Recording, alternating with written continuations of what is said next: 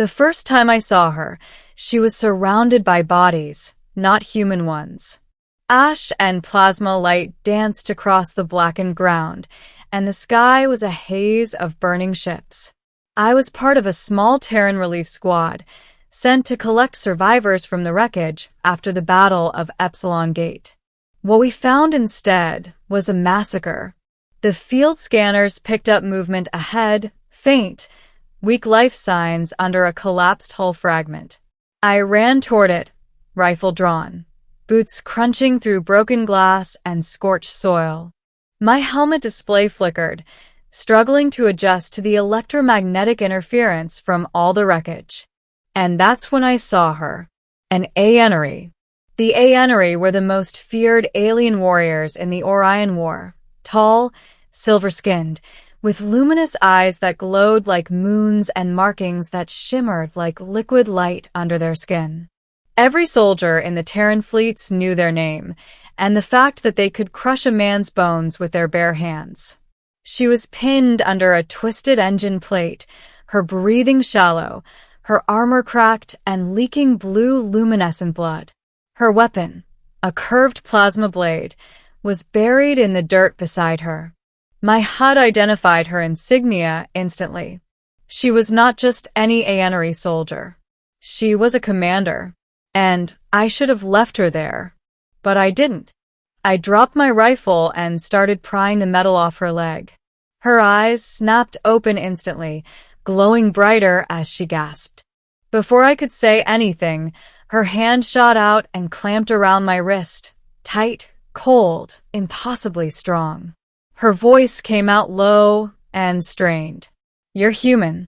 "Yeah," I grunted, trying to lever the beam off. "You're welcome, by the way." Her grip tightened, drawing blood where her armored gauntlet dug into my skin. "Why are you helping me?" "Because I don't leave people to die," I said simply. She hissed, the Aenery equivalent of laughter. "Even your enemies?" "Even my enemies," I replied. For a long second, we just stared at each other. Then, slowly, her fingers relaxed. I heaved the metal aside and helped her sit up. Her armor flickered with damaged power nodes, and her breathing rasped. She was hurt bad. "Stay still," I said, kneeling beside her. "You're going into shock." Her eyes flickered, faint light dimming. "You're a fool, human. They'll kill you for this." Wouldn't be the first time someone's tried. Her lips curved slightly. Not quite a smile, but something close. Middle. By nightfall, I had her inside a half-collapsed transport hull. I patched her wounds with what little medical foam I had left. Her armor's nanofabric reacted to it, sealing itself automatically. Aenery tech was far beyond ours. She watched me the whole time, eyes glowing faintly in the dark. When I tried to sleep, I could still feel her gaze on me, like a quiet threat wrapped in curiosity. "What's your name, human?" she asked finally. "Sergeant Elias Crane," I replied. "You?" She hesitated, then said softly, "Karin Val." I blinked. I knew that name. Karin Val, the Butcher of Cygni IV, the Aenery commander who wiped out an entire Terran garrison to stop the plague spread. A ruthless, efficient killer. "You've heard of me," she said, noticing my expression. "Yeah," I said. "You're kind of infamous." She gave a soft, humorless chuckle. "Then why save me, Sergeant?" I shrugged. Maybe I wanted to see what the monster looked like up close. For a moment, there was silence. Then she said something that made my pulse slow. "Maybe monsters only look like monsters from a distance." We spent 3 days trapped there. The storm outside raged endlessly, electromagnetic lightning tearing through the sky, killing any chance of a rescue signal. We had no food, little water, and 1 heating cell left. At some point, survival blurred into conversation. She told me about her world, about crystalline forests and oceans of light. about a species that valued honor, strength, and silence above all. She'd been fighting humans since she was a child. "You hate us," I said. "I was taught to," she admitted. "But hate fades when you meet the eyes of the dying and realize they look just like yours." Her words hit me harder than I expected. When the storm finally broke, she could stand again, limping but alive. I expected her to leave me there, to vanish into the hills and call in her fleet. But instead, she turned to me and said, "Come. You'll die alone here." We walked side by side for miles through the glass plains, scavenging parts from wrecks, dodging rogue drones. I didn't realize until later that she was deliberately leading us away from Aenery patrols. She was protecting me. At dusk, we found an old bunker, a pre-war shelter. Inside was darkness and silence, broken only by the hum of dying machines. I collapsed against a wall, exhausted. Karin stood in the center of the room, looking around with an expression I couldn't read. Then, out of nowhere, she asked softly, "Do you fear me, Elias Crane?" I looked up, meeting her silver eyes. "Should I?" Without warning, she crossed the room, grabbed my wrist, and pressed it against her chest, right over her heart.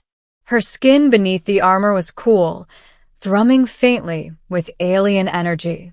"Your kind trembles when I speak," she said. "You don't. Why?" Her grip was like iron, but her voice shook. I could have lied. Could have said I was too tired, too stupid, too reckless. But I told her the truth. "Because I've seen what fear does," I said quietly. "It kills empathy. It kills mercy. And I'm tired of killing." She stared at me for a long, long moment. Then she let go, stepping back slowly. Her lips parted as if to speak, but no sound came out. For the first time since I'd met her, she looked uncertain. When she finally spoke, her voice was barely above a whisper. "You are impossible." Late middle. That night, I woke to the sound of her armor humming. She was standing over me, watching, her plasma blade ignited but held low. "Karin?" I asked softly. Her eyes glowed brighter. "There are Terran scouts outside. They will kill me on sight." I sat up, heart pounding. "Then we'll move. We can find another way around." She shook her head. "No. You'll go. Tell them nothing." "I will stay." "Like hell you will," I said. She gave me a long look, then smiled, small and sad. "You still don't understand.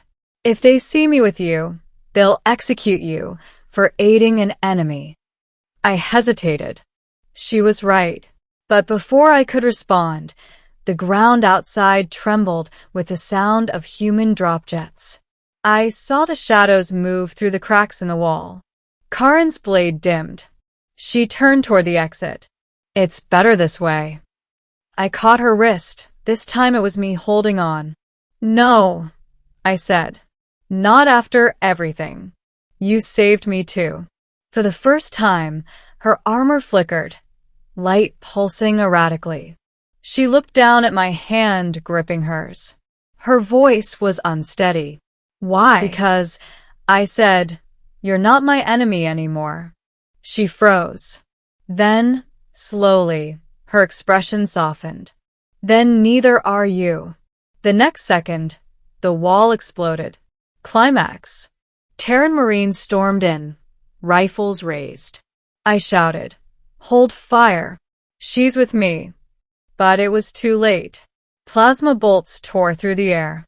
Karin shoved me behind a pillar and returned fire, her movements a blur of speed and precision.